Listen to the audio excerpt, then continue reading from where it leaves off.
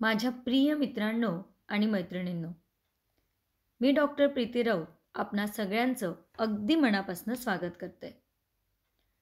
Success doesn't depend on the size of our brain. It's totally dependent on the size of our thoughts. Good morning. आयुष्य जगत असताना दृष्टिकोन कसा असावा याबद्दलचं हे माझं स्वतंत्र मत. बघूया, तुम्हाला जर आवडलं तर लाईक नक्की करा. तुमच्या कमेंट्स मी वाचतच असते. आणि जर फार आवडलं तर मित्रांसोबत शेअर करायला विसरू नका. मित्रांनो, जीवनात अनेक प्रसंग आपल्यासमोर येतात, दत्त म्हणून उभे राहतात. अशा प्रसंगांना आपण कधीही सामोर गेलेलो नसतो, नवीन असतो. अशा वेळी आपण आपल्या भूतकाळामध्ये डोकावतो. आपल्या ओळखीतील लोकांपैकी कोणी असं काम केलं आहे का हे चाचपडतो. आणि जर तसं कोणीच केलं नसेल तर आपला उत्साहसुद्धा संपतो. हे झालं सामान्य मनुष्याचं लक्षण.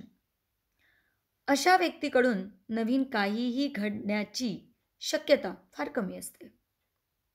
यापेक्षा उलट नवनवीन करण्याची क्षमता मात्र प्रत्येकामध्ये निसर्गदत्त असतेच.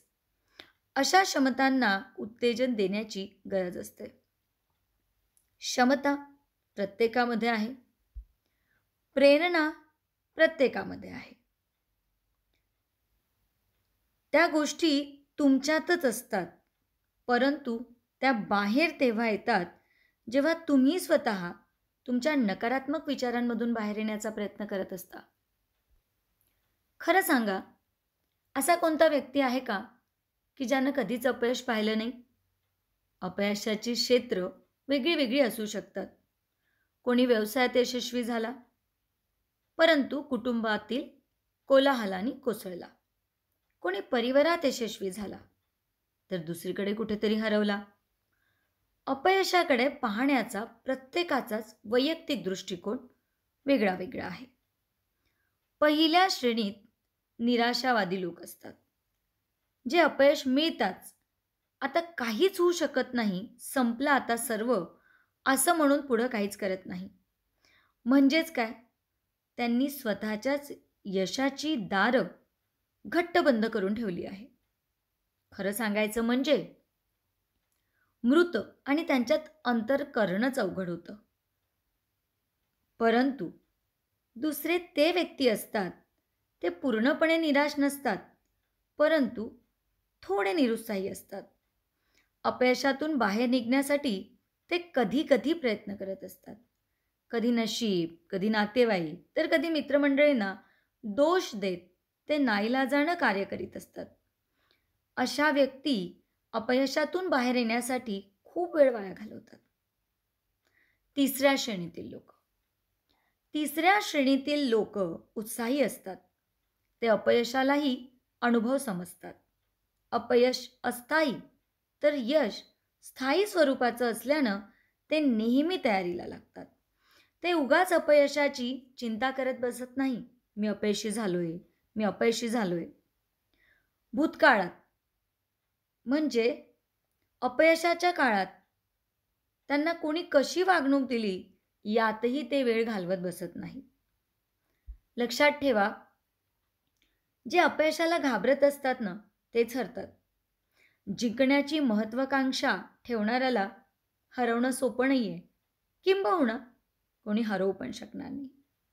तसंच भूतकाळ बदलता येत नाही, तो विसरता येत नाही व तो पुसूनही टाकता येत नाही. भूतकाळाचा फक्त आणि फक्त आपल्याला स्वीकार करता येतो. म्हणून भूतकाळामध्ये जे काय घडलं, ज्या गोष्टींच्या विचारांनी कुठलाही फायदा होणार नाहीये, त्या गोष्टीचा स्वीकार न केलेलाच बरा. आणि जे काही झालं ते स्वीकारलेल्या गोष्टींमुळे त्या वस्तूबद्दलची आपली जिज्ञासा संपते. जर आयुष्यामध्ये मी एखादी चूक केली आहे आणि मग मी ती मान्य केली, मान्य केल्यानंतर त्यातली जिज्ञासा संपते आणि त्याला सामान्यत्व येतं. परिणाम काय होतो? भूतकाळातले नकारात्मक विचारसुद्धा मला माझ्या ध्येयाकडे जाण्यासाठी विचलित करू शकत नाही. आणि आपल्याला आपलं सर्व लक्ष आपल्या उद्देशांकडे देता येतं. आपले उद्देश मोठेच असावेत. छोट्या-छोट्या गोष्टींच्या जुळवणुकीतून महान गोष्टी जन्माला येत असतात. हे आपण विसरायला नको. म्हणून कार्य चांगलं असेल तरीही महत्त्वाचं काय असतं? सुरुवात होणं. एकदा का सुरुवात झाली तर अर्धी लढाई आपण जिंकली. कारण सुरुवात ही प्रत्येक कामातली महत्त्वाची अशी गोष्ट आहे. त्यासाठी तुम्ही स्वतः परिपक्व असले पाहिजे. तुमचा स्वतःवर विश्वास असला पाहिजे. मनुष्य हा सामाजिक प्राणी आहे. इतरांनी त्याचा केलेला आदर त्याला आवडतो. मग तुम्ही सुद्धा इतरांना मान द्यावा असं वाटत असेल तर स्वतःला मान देणं शिका. प्रत्येक जण जग बदलवण्याचा विचार करतो, पण स्वतःबद्दल बदल करायचा असेल याबद्दल तो विचार करत नाही. म्हणून जी काही सुरुवात करायची आहे ती आधी स्वतःपासूनच करा. जीवनाकडे पाहण्याचा प्रत्येकाचा स्वतःचा एक दृष्टिकोन असतो. जे काही मी सांगते ते माझा दृष्टिकोन आहे. जगात अशा अनेक व्यक्ती आहेत ज्यांनी अत्यंत प्रतिकूलतेवरती मात केली आणि अपयशाचा कधीही स्वीकार केलेला नाही. त्यांनी प्रतिकूल परिस्थितीमध्येही सकारात्मक दृष्टिकोन कायम ठेवला. असा एक व्यक्ती जो आपल्या शरीराचा कोणताही भाग हलवू शकत नाही, कोणताच इशारा करू शकत नाही, काही बोलू शकत नाही, काही खाऊ शकत नाही, एवढं असूनही तो जीवनाला कंटाळला नाही की त्यानं हार मानली नाही. विश्वातली गुंतागुंत समजण्याचा तो प्रयत्न करतोय. A brief history of time सारखे कोट्यावधी प्रती ज्यांच्या विकले गेलेत असं संशोधनपर पुस्तक लिहिणारे, तुम्ही ओळखलं असेल मी कोणाबद्दल बोलते आहे, स्टीफन हॉकिंग या नावानं ते प्रसिद्ध आहेत. याशिवाय जगप्रसिद्ध संगीतकार लुडविन बिथोवन हा स्वतःचंच संगीत ऐकू शकत नव्हता. तुम्ही विश्वास ठेवणार नाही, तो दोन्ही कानानं बहिरा होता. असं असूनही संगीतातील लयबद्धता तो शिकू शकला आणि जगाला अप्रतिम संगीताची भेट देऊ शकला. संपूर्ण भारतात एकछत्री साम्राज्य निर्माण करणारे सम्राट अकबर पूर्णपणे अशिक्षित होते. प्रशासन चालवण्यासाठी त्यांच्या आड शिक्षण येऊ शकलं नाही. जगप्रसिद्ध गणिती जॉन नॅश मनोरुग्ण होते. तुम्ही या सगळ्यांची माहिती गुगलवरती बघू शकता. नाईलाजानी 21व्या वर्षी त्याला त्याच्या नातेवाईकांनीच वेड्यांच्या इस्पितळात दाखल केलं होतं. परंतु त्यालाच पुढं गणित आणि अर्थशास्त्रातील संशोधनासाठी सुप्रसिद्ध नोबेल पारितोषिक देऊन सन्मानित करण्यात आलं आहे. अपंग हेलन केलर यांना कोण ओळखत नाही. त्यांच्याविषयी तर सगळ्यांनाच माहिती आहे. थोडक्यात आपण जोपर्यंत ठरवत नाही तोपर्यंत आपण काहीही करू शकत नाही. आणि एकदा ठरवलं ना की कोणतीही परिस्थिती उद्देश गाठण्यापासून तुम्हाला परावृत्त करू शकत नाही. आपण आपल्या परिस्थितीविषयी रडत बसतो. आम्ही ग्रामीण भागातील आहोत, आम्हाला मोटिवेशन नाही, आम्हाला मार्गदर्शन नाही. तुम्हाला कोणता उद्देश गाठण्यासाठी प्रेरणा हवी? मित्रांनो, खरं तर तुमचा जो उद्देश असतो ना, तो उद्देशच तुमची प्रेरणा असते.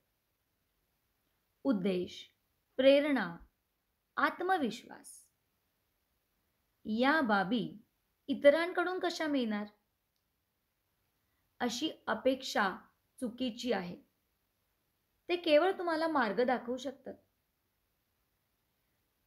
जो स्वतःची मदत करू शकतो त्याचीच मदत दुसरे करू शकतात. जो स्वतःचीच मदत करू शकत नाही त्याला दुसरा कोणीही मदत करू शकत नाही. निसर्गानं प्रत्येकाला स्वयंपूर्णतेसाठी पुरेसा अवधी दिला आहे. हा नियम सर्व प्राणी मित्रांना लागू पडतो. विशेष म्हणजे सर्व प्राणी जन्मानंतर विशिष्ट कालावधीतच इंडिपेंडंट होतात, परावलंबित्व त्यागतात आणि स्वयंपूर्णतेकडे वळतात. जेव्हा ते स्वयंपूर्णतेकडे वळतात तेव्हा त्यांचा सुरुवातीचा प्रवास अतिशय खडतर असतो. परंतु हाच कालावधी त्यांना अधिक कणखर आणि अनुभव संपन्न बनवतो. आपण याच कालावधीला अपयशाचा कालावधी समजून त्यापासून पळतळ काढत नाही ना. माझ्यावरच अशी परिस्थिती का आली? आता मी काहीही करू शकत नाही. असं म्हणून तुम्ही शांत तर बसले नाहीत ना. की हाच कालावधी म्हणजे माझा यशाचा, मला स्वयंपूर्णतेकडे घेऊन जाणारा.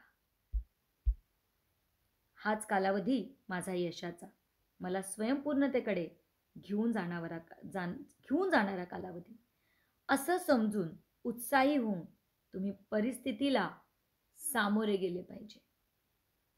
तर मित्रांनो, आज आपण पाहिलं कशा पद्धतीनं आपला सकारात्मक दृष्टिकोन असायला पाहिजे. तुम्हाला जर हे व्हिडिओज आवडत असतील, लाईक करा, शेअर करा, सबस्क्राईब करा. तुमच्याकडून मिळत असणारा उत्स्फूर्त प्रतिसाद हा माझ्यासाठी सगळं काही आहे. म्हणजे गेल्या 1 महिन्यामध्ये अगदी तुम्ही मुलांनी बळजबरी मला हे चॅनल चालू करायला लावलं आणि 800+ सबस्क्रायबर काही 20-25 दिवसामध्ये आपल्याला मिळालेत. तर त्यासाठी धन्यवाद. जय भारत, जय महाराष्ट्र.